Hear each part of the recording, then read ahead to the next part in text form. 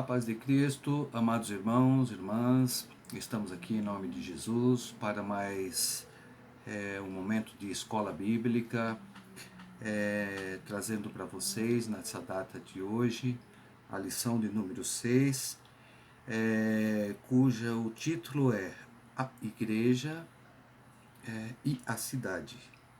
Vale ressaltar que esta lição faz parte da série Uma Igreja para a Cidade. Então, já tivemos diversas lições que tivemos a oportunidade de conhecer um pouco mais esta visão da igreja com relação à importância da igreja no plano da salvação, no plano de Cristo para alcance de vidas e assim para a salvação. Então, na lição de hoje, nós estaremos aqui a pensar um pouco na igreja, a igreja e a cidade, a relação que existe entre a igreja e a cidade. A igreja é importante. Quando a gente fala de cidade, estamos falando de um ambiente onde as pessoas se sentem agrupadas, protegidas de alguma forma. As cidades antigamente, como nós costumeiramente estudamos aí, tinha até muros, né, para que as pessoas que adentrassem a cidade se sentissem amparadas, né, de todos os tipos de invasões, tipo de tanto no aspecto de guerras, no aspecto também de animais selvagens. Então as cidades eram muradas, né? Então, para oferecer essa condição de, de facilidade de convívio, né? E proteção para todos que ali habitassem. Quando se fala em cidade, nós falamos em coletividade. Uma situação urbanizada prever uma condição desta natureza. E para atender essa cidade, né, essas comunidades, a gente também pensa o quê? É preciso ter ali condições, né, segurança, é preciso pensar numa composição de equipamentos importantes, né, que exerça dentro daquela cidade, né, uma condição de favorecimento ao dia a dia daquelas pessoas, né? Então pensa-se em comércio, pensa-se em para distribuição de alimentos, né? Pensa-se em rede de saúde, pensa-se em rede de cultura, ou seja, de lazer. Então, quando você fala em cidades, você já prevê que também tenha equipamentos que favoreçam, digamos, o bom viver ali. Pensando também na cidade, a igreja, será que ela é vista como um equipamento? As cidades, ela precisa ter também um aporte espiritual, uma forma, né? Então, por conta as histórias, né, das nossas civilizações, nós sempre vamos ver que as igrejas, né, a igreja, principalmente a igreja católica, né, que começava a catequizar as pessoas, catequizar para criar uma condição, inclusive, de reunião e de conforto espiritual, segurança espiritual, condução de vida, uma linha de conduta. Só que as cidades hoje elas tomaram dimensões muito maiores, né? Ou seja, nós temos hoje grandes, as cidades são megas, né? Megalópolis, né? E as condições muitas vezes fogem do controle naquele formato antigo, né, que as coisas eram mais nas mãos dos administradores, dos políticos, né, dos religiosos. Então hoje nós vemos as cidades com uma condição muito mais desafiadora do ponto de vista de ter uma conduta mais assertiva, né? E a igreja está nesse meio. Então a oportunidade de hoje é pensarmos um pouco na igreja nessa condição.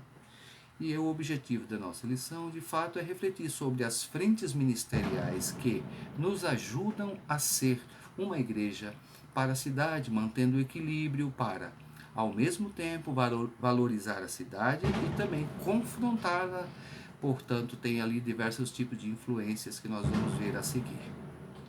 E a gente começa a lição também com um texto básico muito marcante, Porque ele diz assim, porque em 1 Tessalonicenses 1, versículo 8 diz, porque a partir de vocês a palavra do Senhor repercutiu não só na Macedônia, na Caia, que são cidades, né, mas a fé que vocês têm em Deus repercutiu em todos os lugares, a ponto de não termos necessidade de dizer mais nada a respeito disso. É uma declaração de Paulo aos Tessalonicenses, né, falando um pouco da conduta, né, do como que as pessoas estavam, os cristãos, né, que ali estavam nesse convívio, mostrando, dando testemunho de uma vida cristã, estava repercutindo naquelas cidades onde eles passavam, Macedônia, Caia e outros lugares que passavam.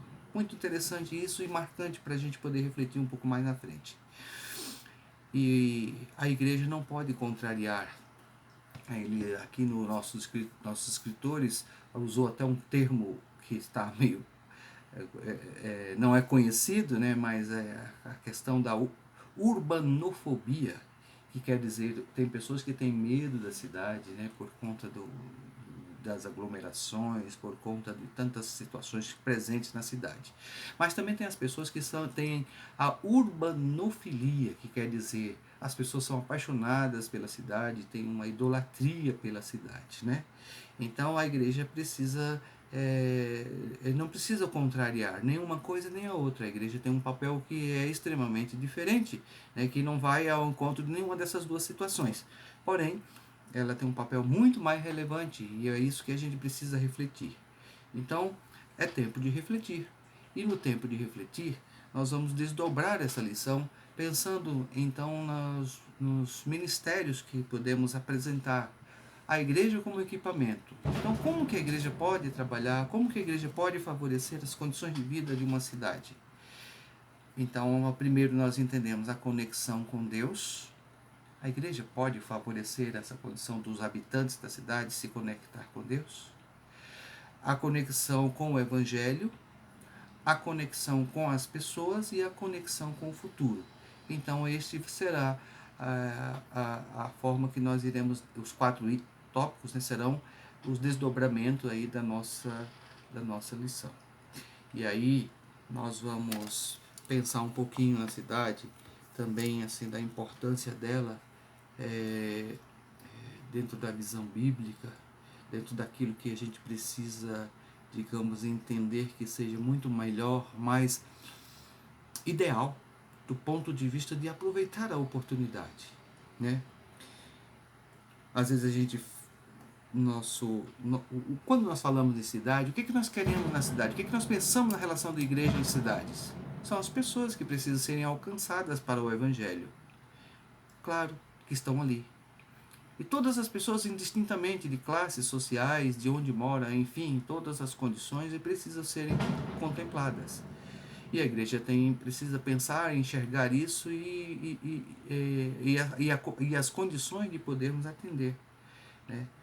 Então, nosso alvo são as pessoas, para oferecermos a eles o que eles necessitam dentro da perspectiva da religião, né? Os elementos necessários para que as pessoas estejam aí nessa condição de poder ter pessoas conectadas com Deus, com familiaridade com o Evangelho, para mudar a conduta. Também pessoas que consigam articular, manifestar isso, o seu aprendizado, a sua forma de viver com as outras pessoas, do convívio, né? E também pensando na melhoria de vida para cada um, o progresso e também para o futuro, né? Enfim, é isso que nós vamos desdobrar. E aí eu quero com vocês ir às perguntas.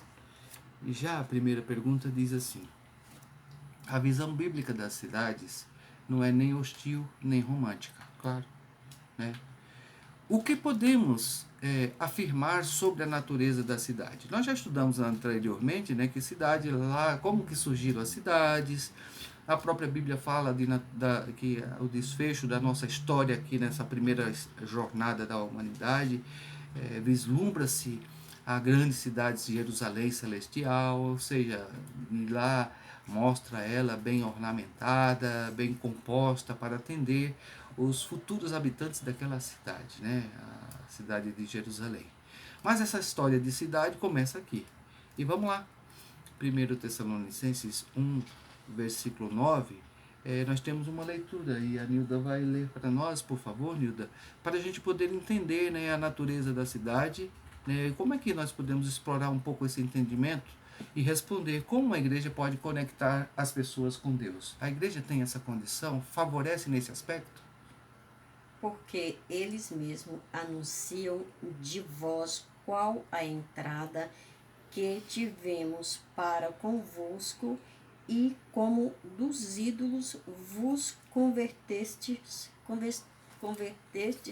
a Deus, para servir ao Deus vivo e verdadeiro. Pois bem, então como que a igreja pode de alguma forma trazer aí, quer ler novamente? Eu acho que não ficou muito claro. 1 Tessalonicenses 1, versículo 9. Porque eles mesmos anunciam de nós qual é a entrada que tivemos para convosco, e como dos ídolos vos convertestes a Deus, para servir ao Deus vivo e verdadeiro. Olha que interessante.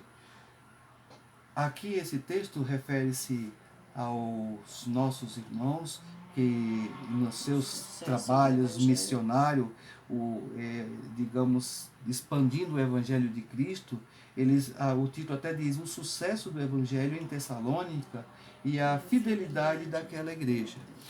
E nesse episódio, nesse momento, ele destaca aqui que a condição que eles tiveram de poder adentrar aquela cidade, né?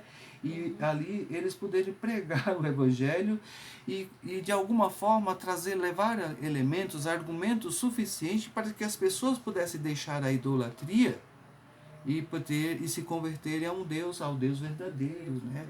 Ao Deus vivo e verdadeiro. Então, veja só. Que poder, que condição do homem, né, da igreja poder atuar dessa forma, fazendo com que as pessoas, porque os ídolos daquela ocasião, inclusive, era algo muito forte, né, porque vinha ao encontro desse sentimento de proteção, né, que eles tinham, buscavam ter, né, até por meio dos ídolos, para as suas próprias cidades e suas formas de viver, né, tinha ídolos que protegiam a água, as lavouras, tudo, né? Enfim, os animais, mas o Evangelho de Cristo, ele, sobretudo, ele precisa ser um Evangelho contundente. Ele é um Evangelho contundente, ele é um Evangelho que convence. E o que exige de nós é a forma da gente poder mostrar isso com essa convicção para as pessoas. E quando as pessoas se sentirem convencidas, então eles deixarem aquilo que não surte, não é real, aquilo que é enganoso, que é duvidoso, que é ilusório, e partir para uma conduta de conexão com Deus verdadeiro. É possível conectar-se com Deus e a igreja, sim, tem esse papel, pode exercer esse papel, deve exercer esse papel de modo claro e eficaz, certo? Depende de nós. Né? E aí nós vamos à segunda pergunta. Como a igreja pode então conectar as pessoas com o Evangelho pela verdade bíblica? Responde também com base no item 2, em Atos 17, versículo 3 a 4, né? Vamos ler aí, Nilda, por favor.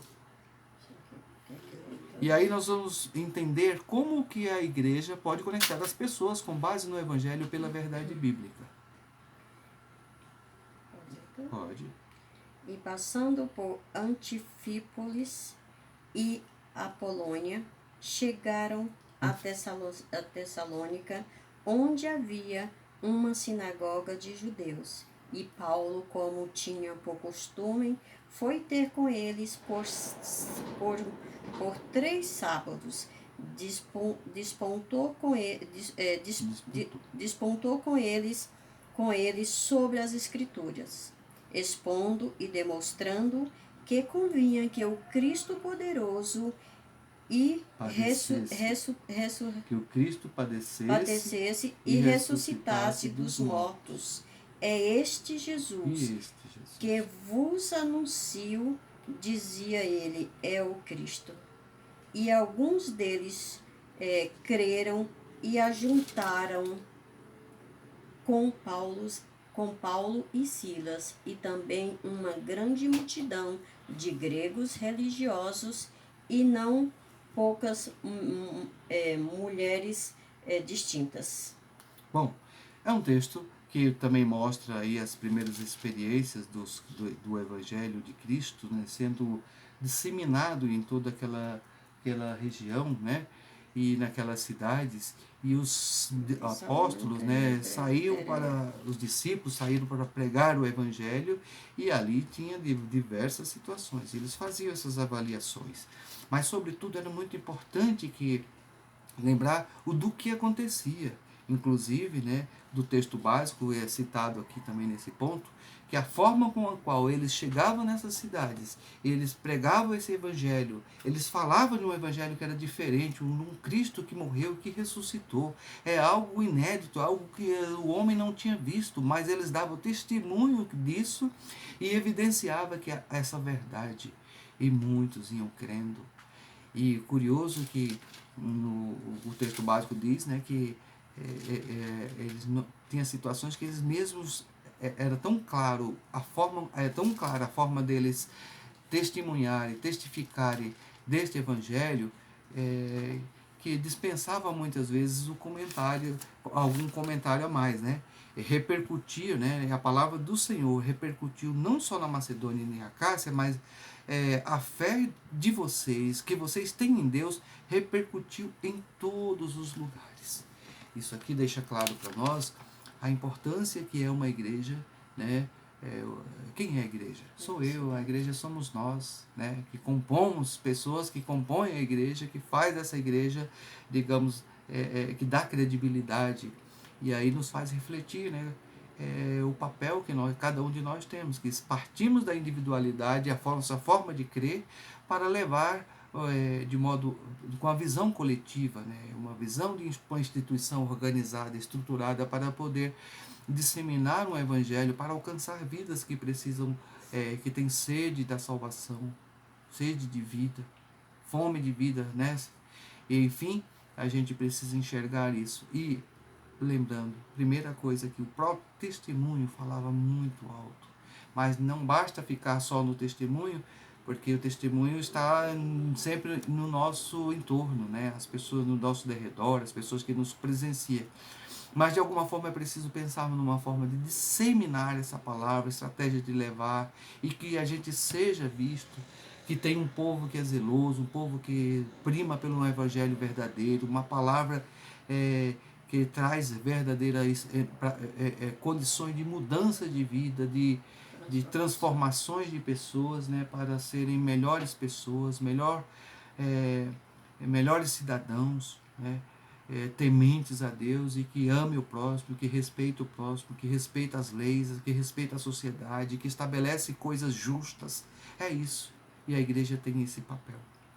Vamos para a terceira pergunta? Ainda também com base no próprio versículo do texto básico, responda: como a igreja pode conectar pessoas com outras pessoas para servirem a Jesus?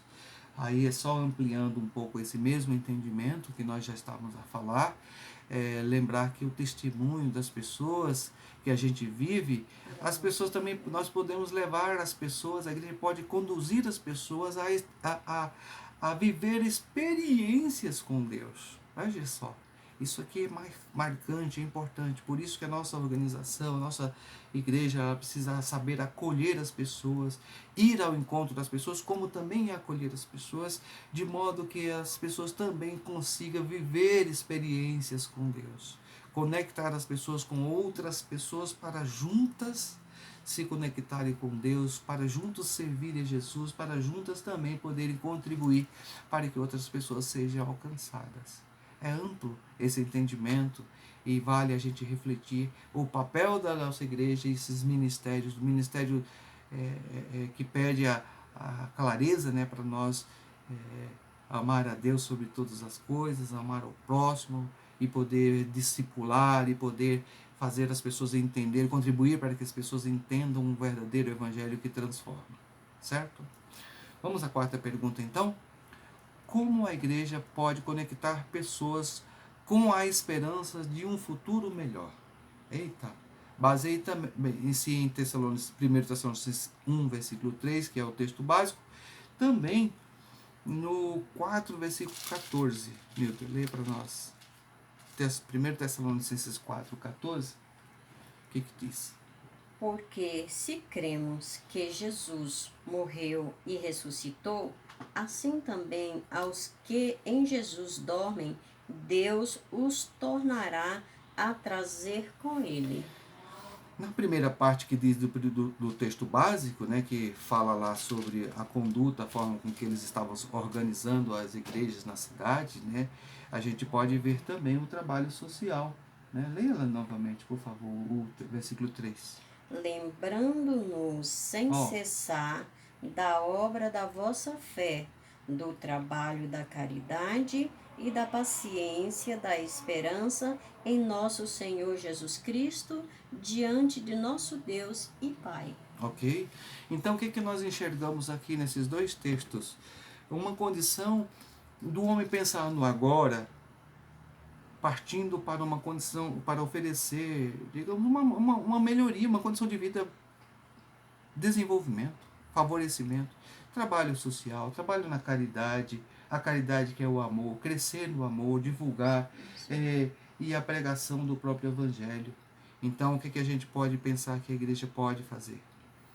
Atuar, fazendo frente para suprir necessidades, carências das pessoas na educação, necessidades muitas vezes em problemas de saúde, de enfermidades, para levar conforto, para atender situações de pessoas que precisam ser alcançadas nos presidiários, para ser alcançados em orfanatos, em diversos ambientes onde existe carência de coisas boas, carência de qualidade de vida. A igreja tenha uma grande oportunidade de fazer algo diferente, trabalhar para que as pessoas sejam despertadas, para que tenham um futuro melhor, uma condição melhor. Mas a coisa mais importante, mais marcante que aqui se destaca é a visão de futuro. Porque nesta vida, é muito claro, por melhor que vivamos, por tudo que aqui, ou por mais que soframos, tudo isso aqui vai passar. Tudo isso vai ficar para trás. E aí a gente pergunta, e o que nós levamos desta vida? O que importa, né, para nós? Então aí a igreja tem um grande papel.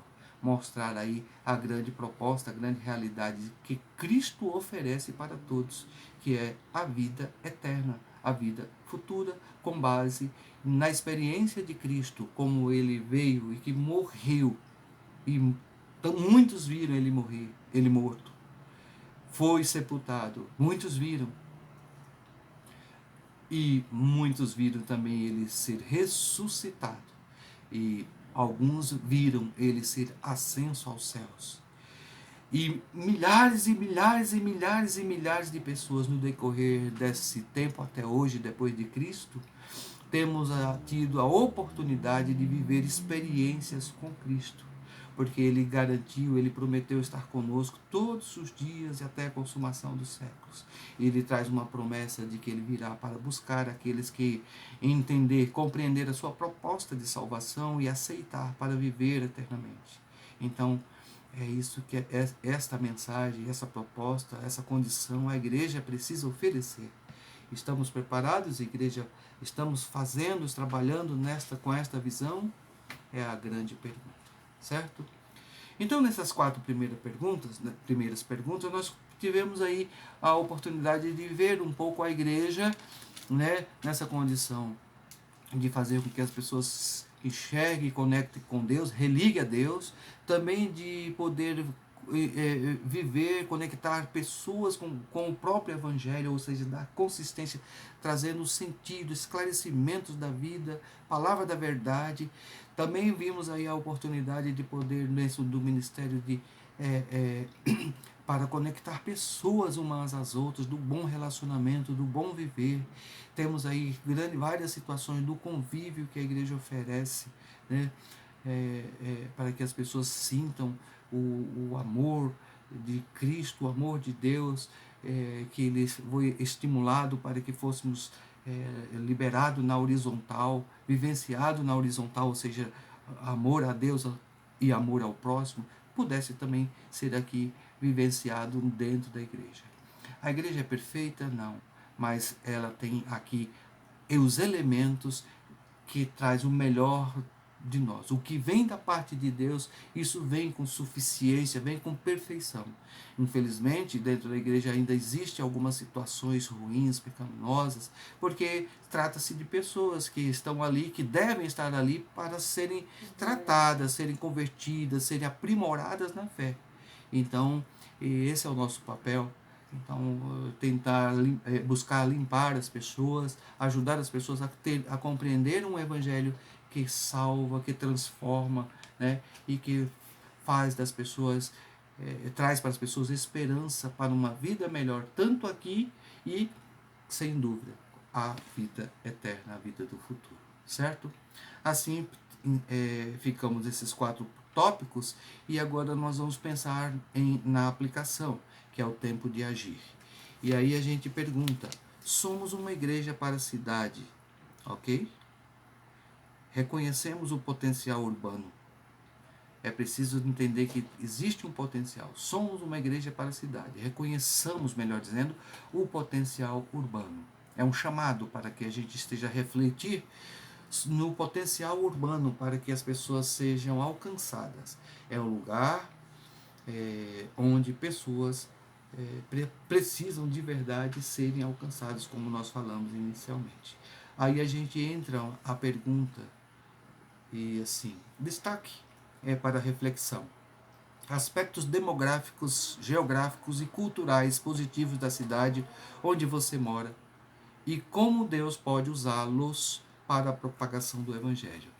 Bom, vamos pensar, como nós moramos em São Paulo, vale nos pensar um pouco sobre os aspectos demográficos, geográficos e culturais. Demográficos, nós temos uma concentração de pessoas enorme na nossa região metropolitana. Mais de 22 milhões de pessoas moram aqui. Pessoas que vieram de vários lugares, culturas diferentes, aspectos, condições sociais diferentes e tem aqui um grande potencial, ou seja, uma grande massa para ser alcançadas, distribuídas geograficamente, né, em diversas áreas, né, tem áreas mais favorecidas, menos favorecidas, áreas mais pobres, periféricas e que, enfim, com situações culturais diversas, né, como vem de várias origens, vários lugares, então existe uma diversidade de culturas. Né? E aí a gente precisa pensar, olhar isso com carinho, com respeito, em todas essas condições e buscar uma estratégia para que nós sejamos instrumentos de Deus na propagação do Evangelho, no levar o Evangelho a essas pessoas, fazendo valer essa oportunidade, esse potencial existente na nossa grande metrópole, falando de São Paulo. Quem mora em cidades menores tem aspectos que diz respeito à sua região. Então, mas vale tudo ressaltar, vale ressaltar que em todas essas situações é preciso a gente pensar na forma da gente poder fazer a diferença na vida das pessoas, principalmente com o nosso testemunho e mostrando, evidenciando às pessoas que nós vivemos um evangelho verdadeiro, que transforma de verdade, que nos oferece uma condição de viver experiências com Deus. Na pergunta seguinte, diz assim, somos uma igreja para a cidade. Confrontemos a idolatria urbana. Existe idolatria urbana. Então, ao identificar os ídolos culturais em nossa cidade, precisamos confrontar por meio do Evangelho de Cristo. E aí a pergunta é, quais são os ídolos culturais que nós podemos perceber na vida das pessoas onde nós moramos? Qual deve ser a nossa postura como igreja? Temos ídolos culturais? Ou se temos, não é verdade?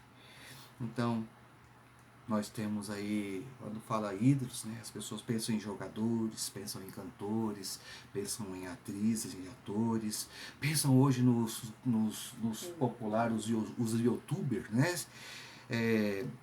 Penso em palestrantes que são formadores de opiniões, mas também tem os dogmáticos, né, que exercem influências, exercem um domínio de fala, de argumentos com ideologias, com novas formas de pensar, enxergar a vida.